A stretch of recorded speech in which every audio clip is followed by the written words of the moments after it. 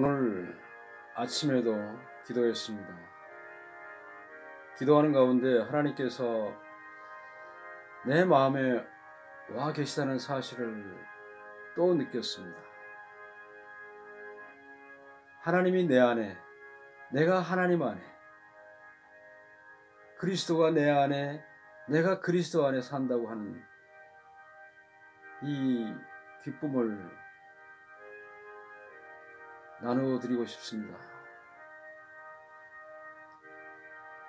사도 바울은 고린도 교인들에게 이렇게 말씀하셨습니다. 내가 전한 복음을, 내가 그대들에게 전하여 준 복음을 굳게 잡고 헛되이 믿지 아니하면 구원을 받게 될 것이다 라고 하셨고요. 또 사도 베드로는 그대들이 믿음의 결국 구원을 얻었다. 그러니 낙심하지 말고 끝까지 그 믿음을 지키라고 부탁하셨습니다. 또 예수님께서는 끝까지 포기하지 말고 기도하라 하시는 말씀을 비유로 하신 끝에 인자가 세상에 올 때에 믿음을 보겠느냐라고 어떻게 보면 한탄 섞인 그런 말씀을 하신 것 같은데요.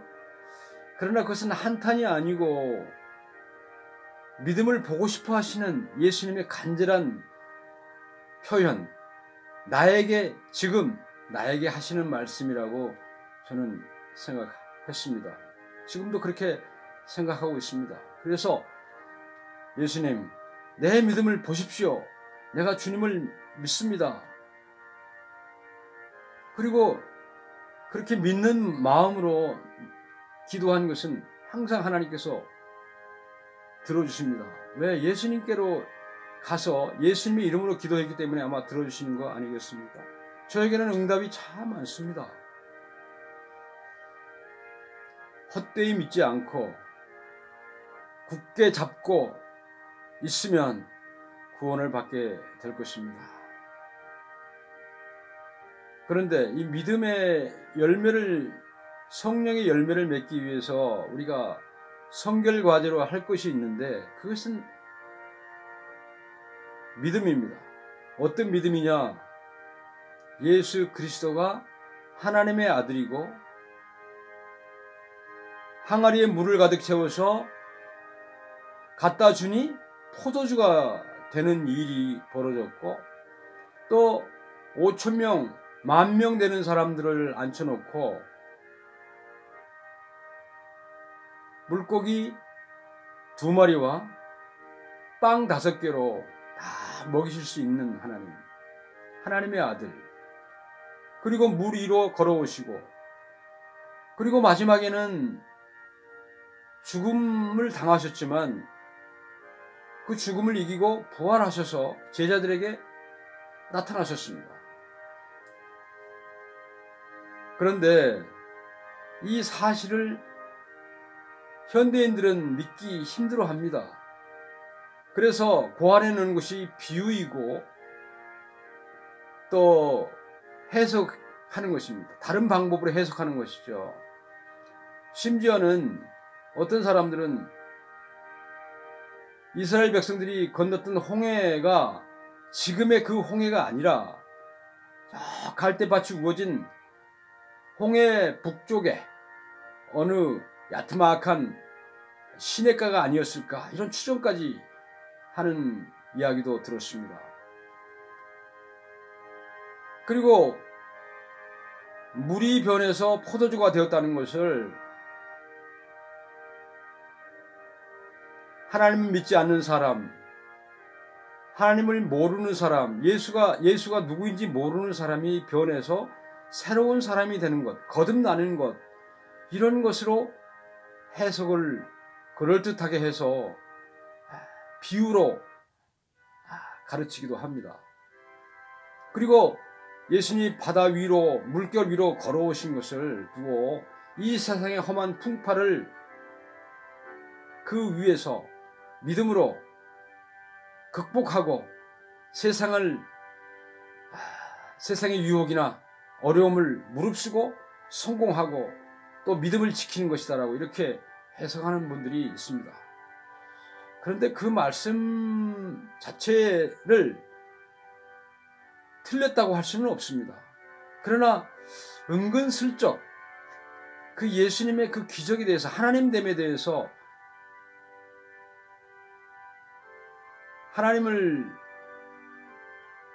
하나님의 아들이라고 하는 사실에 대해서 그 믿지 않으려고 하는 은근한 불신앙이 거기에 게재되어 있지 않을까. 물론 이렇게 말을 하면 당신은 참 근본주의자야. 이런 과학이 발달한 세상에서 사람이 어떻게 물 위를 걸어갈 수가 있으며 물을 어떻게 포도주로 마술하듯이 변화시킬 수 있느냐, 이렇게 합리적인 의심을 할 수가 있다라고 말할 수도 있겠습니다. 말할 수도 있다라고 얘기하면 저 자신도 불신앙의 사람이 될 수도 있습니다. 그런데 하나님입니다. 세상을 창조하신 하나님, 달과 별과 은하계와 온 우주, 그 이상의 우주를 만드신 하나님을 믿고 또 예수 그리스도께서 죽음 가운데서 부활하셨다고 하는 이 사실을 믿는 그것이 믿음입니다. 그렇게 믿으면 변화가 옵니다. 믿어야 합니다. 이것이 1차적인 믿음입니다. 그러면 생활의 변화가 오고요. 그러면 새로운 세상, 새로운 믿음의 단계로 나아갈 수가 있습니다. 이 믿음을 통과하지 않고 그저 편한 방법으로 성경을 하나의 책으로, 교양서적으로 본다면 그것은 믿음이 결코 아닙니다. 우리는 적어도 그리스도인들은 이 믿음을 견고하게 지키고 있어야 되지 않을까 생각합니다. 오늘날 교회에 오래 다니신 분들, 교회 일을 즐겨 하십니까? 교회 남전도회장, 남선교회장, 여선교회장, 여전도회장 맡으시면 여러분 기쁜 마음으로 맡습니까? 아니, 제가 그 일 하겠습니다라고 나섭니까? 좀 무리하는 말일지도 모르겠습니다. 그러나 하나님을 믿는 믿음이 있는가? 인자가 올 때 믿음을 보겠느냐? 라고 하신 예수님 앞에서 과연 내가 믿음의 사람인가? 내가 믿음의 사람인가? 돌아본다면 안타까운 일 아닐까요? 오늘 우리가 말씀을 내 삶에 그대로 살아서 하나님을 믿는 본을 보인다고 하면, 그러면 성령의 열매, 사랑, 그리고 기쁨, 그리고 이웃 간에 화평하는 것, 그리고 오래 참는 것, 무엇을 하든지 참을 수 있는 마음, 그리고 이웃에게 친절한 것, 하나님의 자비를 보여주는 것, 그리고 내 마음에 선함과 낭만과 진실이 가득 차는 것, 그리고 온유한 마음으로 형제를 대접할 줄 알고, 그리고 마지막으로 절제라는 열매가 있죠.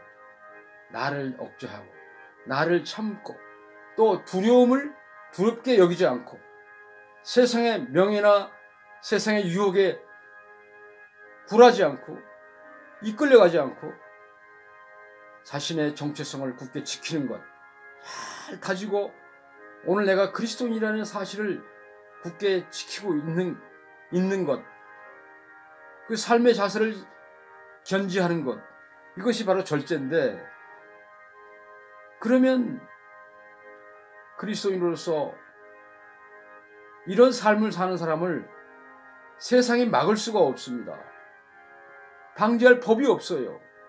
예수 그리스도를 믿는 것을 막을 방법이 없습니다. 막을 법이 없습니다. 저는 그렇게 믿고 기쁨으로 살려고 애쓰고 또 기도하고 도와주시기를 하나님 앞에 기도합니다. 우리가 하나님을 믿되 예수 그리스도께 보여드릴 수 있는 믿음을 감히 가질 수 있을까? 그건 겸손이 아닌 것 같습니다. 적극적으로, 진취적으로 성경을 하나님 말씀으로 믿으면 변화가 반드시 일어난다고 하는 것, 기쁨이 온다는 것, 마음이 풍족해진다는 것, 저는 그것을 체험하고 살고 있습니다. 그래서 결국은 나는 영에 속한 사람이 되고 하늘나라에 속한 사람이 되고 하늘나라에서 오는 기쁨과 평화로 이 세상을 다스리는 사람, 권력으로 다스리는 것이 아닙니다. 평화로 다스리고 사랑으로 다스리고 인내함으로 다스리는 것, 이런 열매를 맺는 것, 그것이 가능해집니다. 부활을 믿고 창조를 믿고 물을 포도주로 바꾸신 예수 그리스도를 하나님으로 믿는 것, 이것을 내가 믿느냐? 나는 부활이요 생명이니 나를 믿는 자는 죽어도 살겠고 살아서 나를 믿는 자는 영원히 죽지 아니하리라. 이 말씀을 여러분 믿으십니까? 나는 믿습니다. 나는 하늘나라에 내 초소가 예약되어 있다고 예수님께서 지금 나에게 말씀하십니다. 나는 이것을 믿습니다. 그러므로 내 마음에 평화가 있고 내 안에 빛이 있습니다. 빛이 있어서 이 빛으로 직가라고 하는 거리, 저 담에색의 스트레이트로 하늘나라로 직방으로 직진해서 갈 수가 있습니다. 이런 기쁨을 어찌 남에게 양보할 수 있겠습니까? 근데 이 기쁨은 가지면 가질수록 커지고 부피가 불어납니다. 예수님이 많은 사람에게 도시락 하나를 가지고 도시락 하나, 빵 5개, 물고기 2마리로 뿅 먹일 수 있었던 그 능력, 그 사랑이 내 안에서 용솟음치고 있습니다. 이것이 내 가정을 평화롭게 하고 내 교회를 평화롭게 하고 우리의 삶을 풍족하게 하고 이 사회를, 이 세상을 리폼, 변화시키는 인노베이션 할 수 있는 힘이 되는 것입니다. 이것이 예수 그리스도의 힘이고 말씀의 능력입니다. 혹시 나를 신비주의자, 근본주의자라고 오해하지 마십시오. 오해도 할 수가 없습니다. 나는 이 사랑을 가지고 나를 믿지 않는 사람들, 예수를 믿지 않는 사람들, 심지어는 나의 원수까지도 사랑하라는 예수님의 말씀을 따라갈 것입니다. 우리는 이념의 노예가 되어서도 안 됩니다. 오늘날 우리 사회를 가르고 있는 좌파, 우파, 이런 이념의 모든 것도 그리스도의 사랑으로 넘어갈 수가 있습니다. 죽음을 무릅쓰고 나의 목숨을 내어놓고 그 이념의 칼로 나를 치는 자를 용서해 주는 것. 오늘 좌도 우도 없습니다. 소수자도 다수자도 없습니다. 권력도 노예도 없습니다. 그리스도는 살아계신 평화입니다. 여러분, 이 평화로 오십시오. 그것은 믿음을 갖는 길, 예수 그리스도께 나아오는 것입니다.